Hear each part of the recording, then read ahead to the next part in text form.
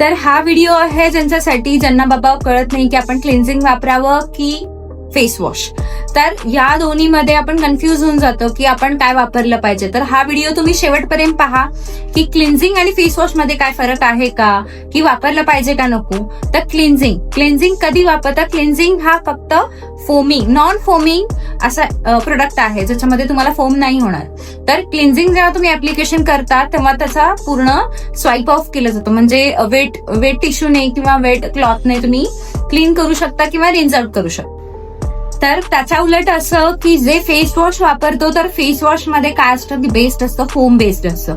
तर foam based असल्यामुळे काय होतं की ते आपल्याला पाण्याने वॉश करावं लागतं. तर याच्यामध्ये मी एकच सांगू शकते की एकतर तुम्ही जे क्लेन्झर वापरणार आहात ते ड्राय डिहायड्रेट स्किनला वापरू शकता, आणि याच्या उलट असं की जे फेस वॉश आहेत, फेस वॉश तुम्ही ऑइली स्किनला, कॉम्बिनेशन स्किनला किंवा नॉर्मल स्किनला वापरू शकता. तर तुम्हीही मला सांगू शकता की तुम्ही काय वापरता, क्लेन्झिंग वापरता की फेस वॉश वापरता, हे मला नक्की माझ्या कमेंट सेक्शन मध्ये सांगा. थँक्यू.